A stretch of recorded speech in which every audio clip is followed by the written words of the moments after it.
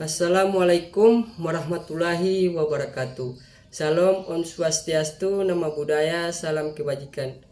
Saudara-saudari yang terhormat, perkenalkan, nama saya Ridwan Amran, mahasiswa Fakultas Ekonomi, jurusan Akuntansi, kelas C dengan NIM 92142397.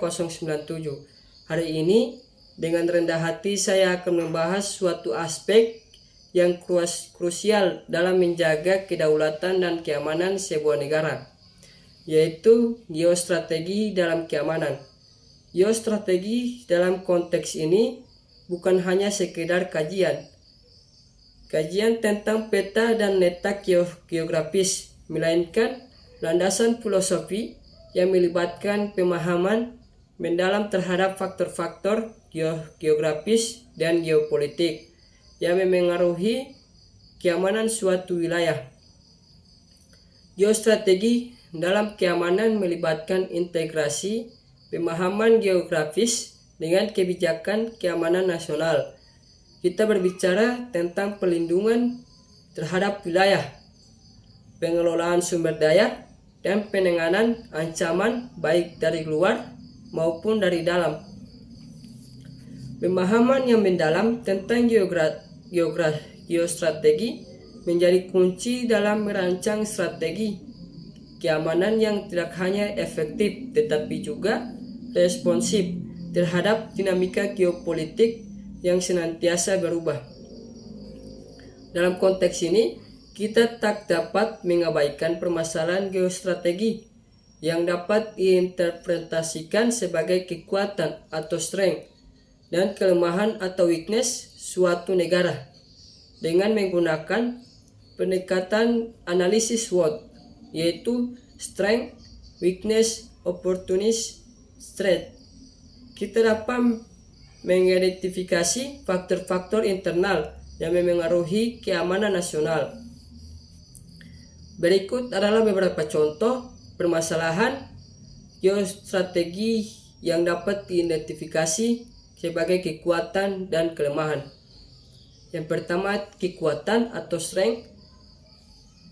Lokasi geostrategis.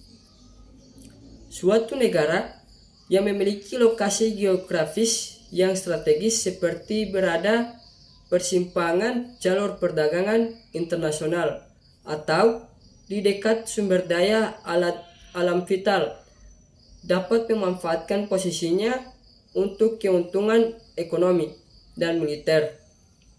Yang kedua, kekayaan sumber daya alam. Kekayaan sumber daya alam seperti minyak, gas, atau logam dapat memberikan keunggulan ekonomi dan daya tawar dalam hubungan internasional. Yang ketiga, kemampuan militer dan pertahanan yang kuat. Kekuatan militer dan sistem pertahanan yang kuat dapat meningkatkan kemampuan suatu negara untuk melindungi diri dari ancaman eksternal. Yang keempat, kerjasama regional yang baik. Hubungan diplomatik yang kuat dan kerjasama yang baik dengan negara-negara tetangga dapat menciptakan lingkungan keamanan yang stabil. Yang kelima, kemampuan teknologi dan keamanan cyber. Kemampuan teknologi militer yang canggih dan keamanan cyber yang efektif dapat memberikan keunggulan dalam pertahanan dan deteksi ancaman. Kelemahan atau weakness. Yang pertama, ketidakstabilan politik dan konflik internal. Ketidakstabilan politik dan konflik internal dapat melemahkan kemampuan suatu negara untuk merespons secara efektif terhadap ancaman eksternal.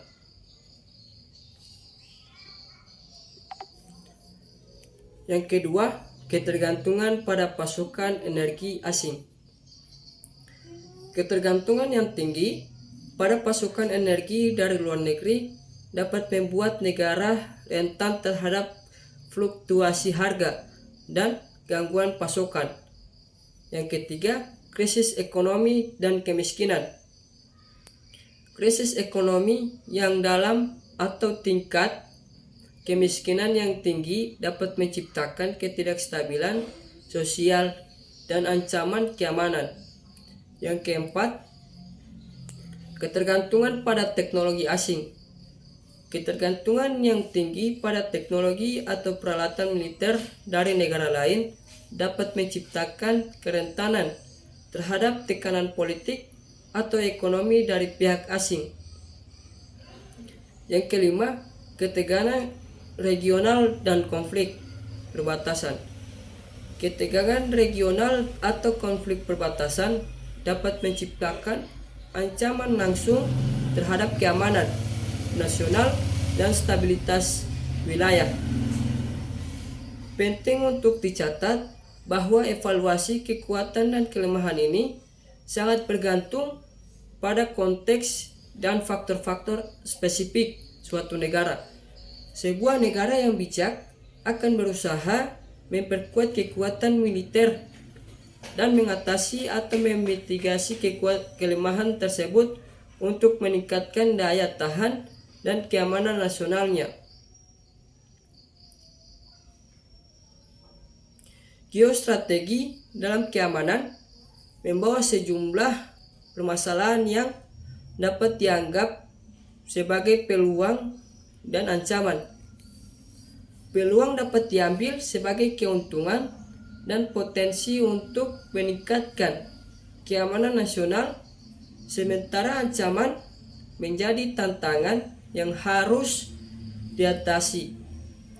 Berikut adalah beberapa permasalahan geostrategi yang dapat diartikan sebagai peluang dan ancaman.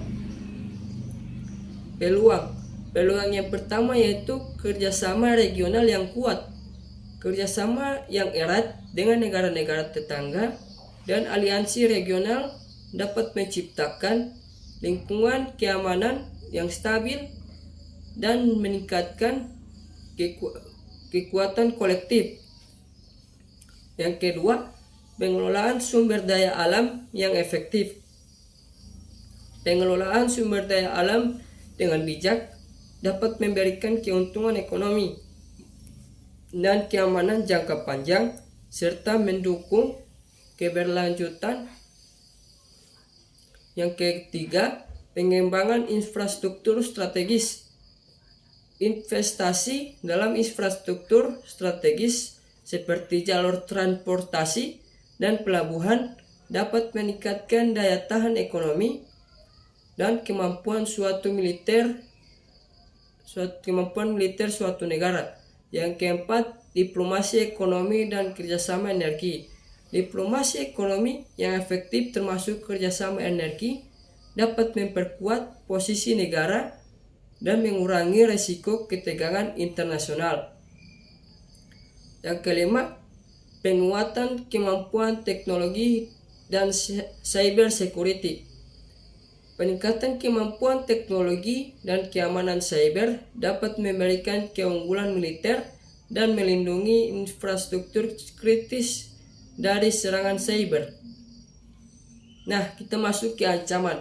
Ancaman yang pertama, ketegangan regional dan konflik. Ketegangan regional atau konflik perbatasan dapat menciptakan ancaman langsung terhadap keamanan nasional dan stabilitas suatu wilayah. Yang kedua, ketergantungan pada pasokan energi asing. Ketergantungan yang tinggi pada impor energi dapat meningkatkan kerentanan terhadap fluktuasi harga dan gangguan pasokan dari negara pemasok. Yang ketiga, krisis lingkungan dan bencana alam. Krisis lingkungan dan bencana alam dapat meningkatkan kerusakan serius pada infrastruktur dan kesejahteraan sosial, mengancam keamanan nasional. Yang keempat, proliferasi senjata nuklir dan teknologi militer. proliferasi senjata nuklir atau teknologi militer canggih dapat meningkatkan potensi konflik dan ancaman keamanan nasional. Yang kelima, krisis kesehatan global. Krisis kesehatan global atau wabah penyakit dan krisis kesehatan global dapat menyebabkan kerugian ekonomi dan menyulitkan respon terhadap ancaman keamanan. Yang keenam, ketidakstabilan politik dan konflik internal. Ketidakstabilan politik dan konflik internal dapat melemahkan kemampuan negara untuk merespon ancaman eksternal. Yang ketujuh, serangan cyber dan keamanan cyber. Serangan cyber terhadap infrastruktur kritis dan sistem keamanan dapat membahayakan kestabilan dan keamanan nasional. Penting untuk kita diingat bahwa sifat, peluang, dan ancaman geostrategi dapat berubah seiring waktu dan perubahan dalam dinamika global. Strategi keamanan yang efektif melibatkan identifikasi dan penanganan baik peluang maupun ancaman dan kemampuan suatu negara untuk menyesuaikan diri dengan perubahan geostrategi dapat memainkan peran kunci dalam memitigasi resiko dan memanfaatkan peluang. Menanggapi ancaman dan tantangan geostrategi dalam keamanan memerlukan pendekatan yang holistik dan koordinasi yang baik. Berikut adalah beberapa rekomendasi untuk menyelesaikan atau mengatasi ancaman dan tantangan geostrategi dalam keamanan. Yang pertama, analisis geostrategi yang mendalam, yaitu melakukan analisis geostrategi yang menyeluruh untuk memahami dengan baik lingkungan keamanan regional dan global.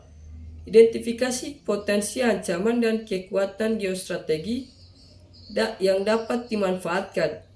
Yang kedua, diplomasi dan kerjasama regional. Berkuat diplomasi dan kerjasama regional untuk membangun hubungan yang kuat dengan negara-negara tetangga. Aliansi regional dapat memberikan dukungan kolektif dalam menghadapi ancaman bersama. Yang ketiga, pertahanan dan kesiagaan militer. Tingkatkan kapabilitas pertahanan dan kesiapsiagaan militer untuk merespon ancaman keamanan. Fokuskan pada pelatihan personal, modernisasi peralatan, dan integrasi teknologi canggih. 4. Diversifikasi sumber energi dan ekonomi. Diversifikasi sumber energi dan ekonomi untuk mengurangi ketergantungan pada pasokan luar negeri. Ini dapat membantu mengatasi ancaman terkait fluktuasi harga dan gangguan pasokan. Yang kelima, pengelolaan sumber daya alam dan lingkungan. Terapkan kebijakan yang berkelanjutan untuk pengelolaan sumber daya alam dan perlindungan lingkungan. Ini dapat membantu mengatasi masalah lingkungan dan mencegah konflik sumber daya alam. 6. Peningkatan keamanan cyber. Tingkatkan keamanan cyber untuk melindungi infrastruktur kritis dan sistem informasi penting dari serangan cyber. Ini termasuk investasi dalam teknologi keamanan cyber dan pelatihan personal. Yang ketujuh, peningkatan infrastruktur strategis. Investasikan dalam pengembangan infrastruktur strategis seperti transportasi dan energi untuk meningkatkan daya tahan ekonomi dan kemampuan logistik militer. Yang kedelapan, penanganan konflik dan upaya diplomatik. Terlibat aktif dalam upaya diplomasi untuk mencegah atau meredakan konflik regional. Ini dapat mencakup partisipasi dalam dialog multilateral dan mediasi.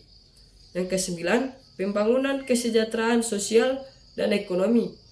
Lakukan upaya untuk mengurangi ketidakstabilan sosial dan ekonomi dengan meningkatkan kesejahteraan masyarakat.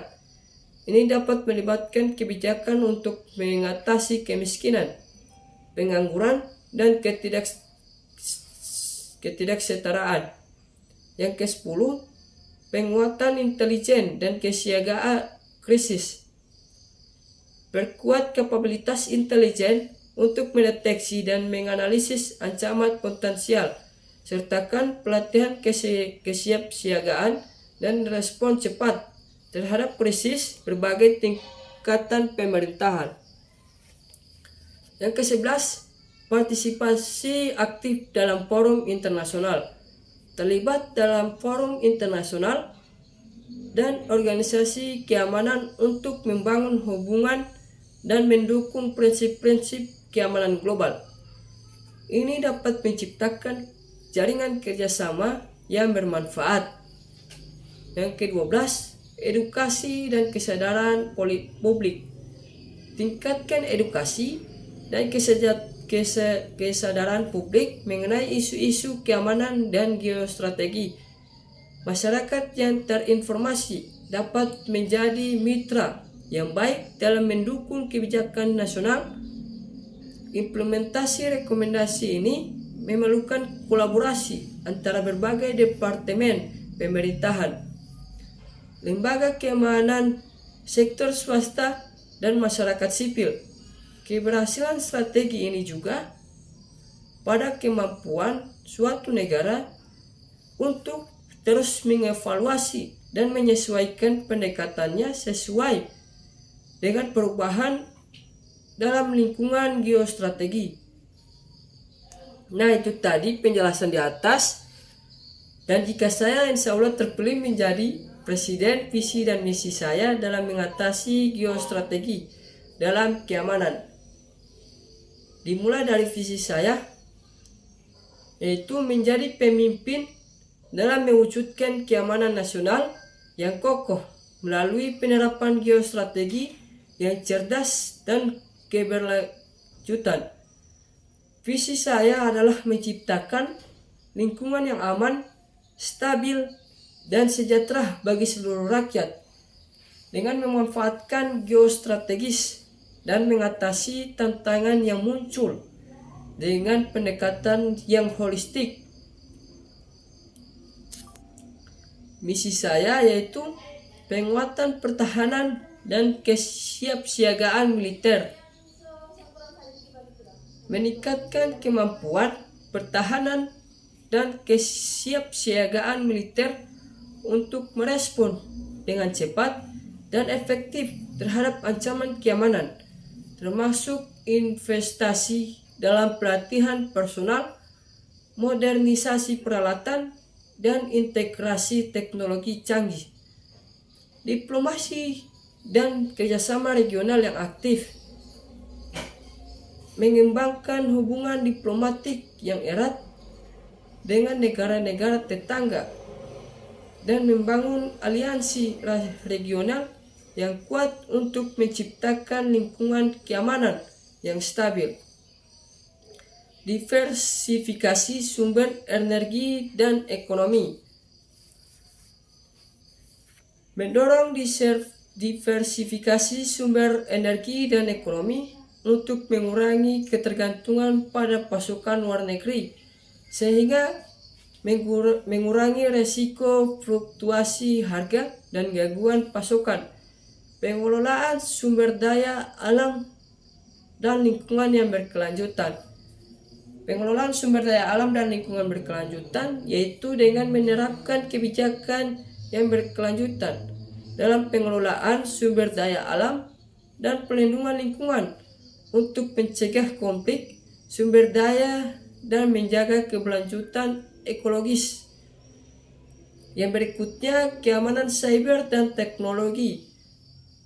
Kita akan meningkatkan keamanan cyber untuk melindungi infrastruktur kritis dan sistem informasi penting sambil terus mengembangkan kemampuan teknologi militer yang canggih, infrastruktur strategis, dan pengembangan ekonomi. Yang berikutnya yaitu investasi dalam pengembangan infrastruktur strategis seperti transportasi dan energi untuk meningkatkan daya tahan ekonomi dan kemampuan logistik militer. Dengan cara penanganan konflik dan diplomasi preventif, yaitu terlibat aktif dalam upaya diplomasi untuk mencegah atau meredakan konflik regional dengan berpartisipasi dalam dialog multilateral dan mediasi. Selanjutnya yaitu pembangunan kesejahteraan sosial dan ekonomi.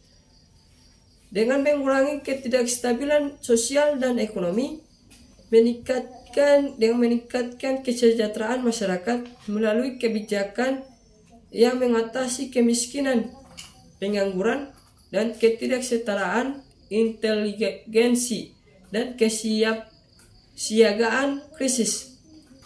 Dengan cara menguatkan kapabilitas intelijen untuk mendeteksi dan menganalisis ancaman potensial serta meningkatkan kesiapsiagaan dalam menghadapi krisis, partisipasi aktif dalam forum internasional. Yaitu dengan cara terlibat dalam forum internasional dan organisasi keamanan untuk membangun hubungan dan mendukung prinsip-prinsip keamanan global. Yang berikutnya yaitu edukasi dan kesadaran publik. Kita meningkatkan edukasi dan kesadaran publik mengenai isu-isu keamanan dan geostrategi agar masyarakat dapat menjadi mitra yang baik dalam mendukung kebijakan keamanan nasional. Evaluasi dan adaptasi terus-menerus. Kita melakukan evaluasi terus-menerus terhadap strategi keamanan, menyesuaikan diri dengan perubahan dan dalam lingkungan geostrategi untuk memastikan respon yang adaptif dan efektif. Dengan visi dan misi ini, saya bertekad untuk membangun fondasi keamanan nasional yang kokoh dan adaptif, memberikan pelindungan optimal bagi warga negara, serta menjaga kedaulatan dan kehormatan negara. Itu tadi visi dan misi saya jika saya terpilih menjadi calon presiden. Saya, Ridho Aditya Amran, mengucapkan terima kasih. Mohon maaf bila ada kesalahan kata dan pengucapan yang tutur kata saya yang kurang mengenakan. Mohon dimaafkan karena manusia itu tidak liput dari kesalahan. Sekian dari saya. Wassalamualaikum warahmatullahi wabarakatuh.